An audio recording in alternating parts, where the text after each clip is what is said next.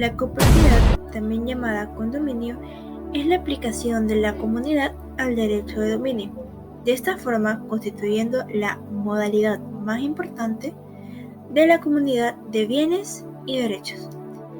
Existe copropiedad cuando hay una propiedad por cuotas respecto de un mismo bien, que se refiere cuando dos o más titulares tienen un determinado porcentaje de cuotas o alícuotas respecto del bien y que en conjunto son propietarios del mismo con la facultad de ejercer derechos y obligaciones. Para Guillermo Cabanellas de Torres, copropiedad es el dominio de una cosa tenida en común por varias personas.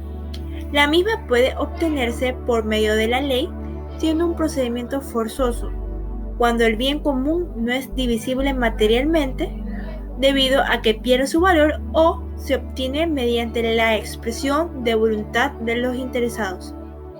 Ejemplo de ello tenemos una orden judicial, la herencia y la sociedad conyugal.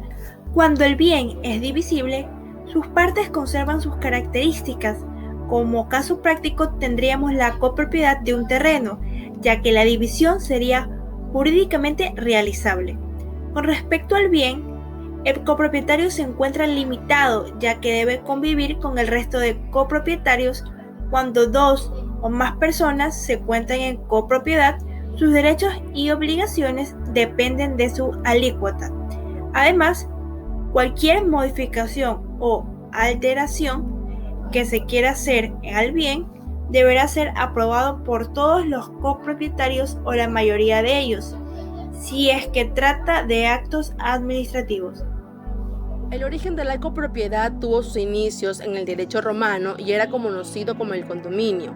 También se lo encuentra como el consortium inter fratres o comunidad universal de bienes constituida entre los filifamilias a la muerte del pater familias, donde cada uno de los consortes es dueño de la totalidad y por consiguiente tenían el pleno poder de disposición sobre aquella cosa, es decir, todo pertenece a todos y solo queda limitado por el ius prohibendi del otro condominio. Pese que este era un principio fundamental romano sobre la propiedad ejercitada por varios individuos sobre una misma cosa, no era dable esta existencia en aquella época, pero sin embargo, la propiedad era meramente exclusiva en cuanto a que una cosa no podía pertenecer insoludin a varias personas. Se admitiría en cambio una comunidad de propiedad por cuotas ideales, es decir, sin atribución de partes físicas. En la época antigua, esta figura de copropiedad estaba constituida por dos instituciones. La primera era el derecho de acrecer, el ius ad crescendi, la cual significaba la extinción del derecho de cada copropietario por las cuotas, y el ius prohibendi, que se refería a la facultad de cada copropietario para poder imponer su veto absoluto Concepción y de la arbitrario. copropiedad en la época clásica. En la época clásica desaparece el concepto de consortium, imperando el régimen del ejercicio pro parte, es decir, por cuotas, de tal manera que cada condominio solo podría o podrá disponer con libertad de su cuota abstracta, enajenándola, grabándola, etc., considerándose la situación de condominio como un estado transitorio, dado que cada socios o dominios, es decir, socio o dominio, podrá pedir en cualquier momento la división de la res communis mediante la actio communi dividendo, es decir, mediante el acto común dividendo. En el derecho clásico, cada comunero ejercitaba sus facultades y cada copropietario tenía absoluta libertad para disponer de su cuota ideal, pero para cada cosa, cada dichos actos podrían afectar directamente sobre el bien común.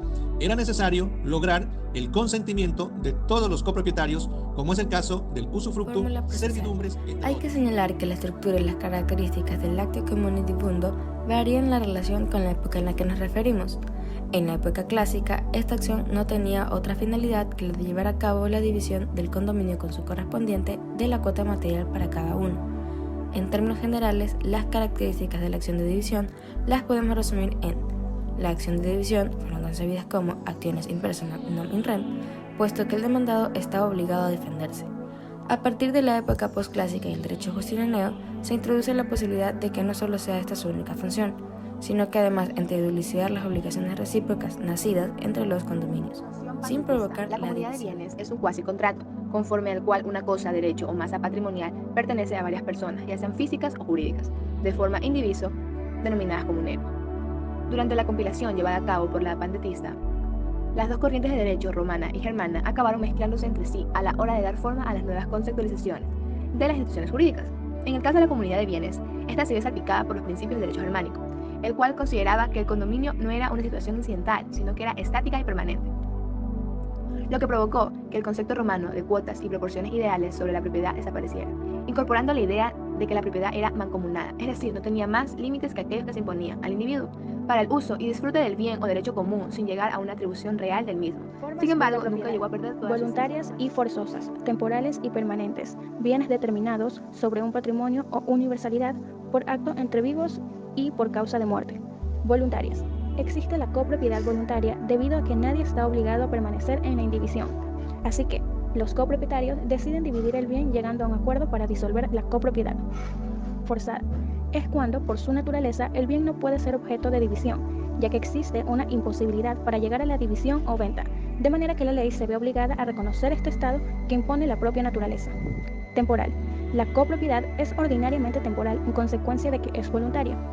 Permanente. Las permanentes son aquellas que se dan en medida de que sean forzosas. Bienes determinados.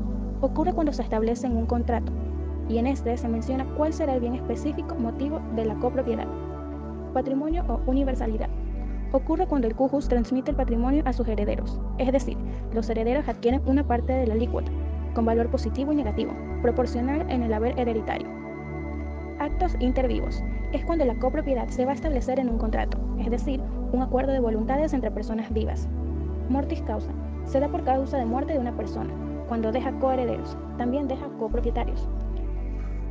La propiedad se extingue por división, destrucción o pérdida de la cosa en común, por enajenación, por consolidación o reunión de copropiedad y la propiedad horizontal. Desde el punto de vista legal son iguales, ya que nuestro ordenamiento jurídico se refiere a las dos como una sola, pero hay que tener en cuenta que no es así.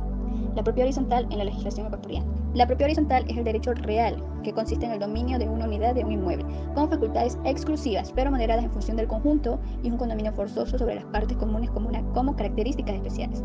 Se caracteriza porque diferentes pisos o departamentos de un edificio pertenecen a distintas personas. Mediante esta propiedad horizontal se tienden a solucionar el problema de la escasez de habitaciones en las grandes ciudades, el alto precio del terreno. En Ecuador, la propiedad horizontal está regulada en la ley y en el reglamento de propiedad horizontal. Cada propietario será dueño exclusivo de su piso, departamento o local, o condominio en los bienes destinados al uso común de los copropietarios del condominio inmobiliario, estipulado en el artículo 2 de la Ley Acta de la Asamblea de Copropietarios.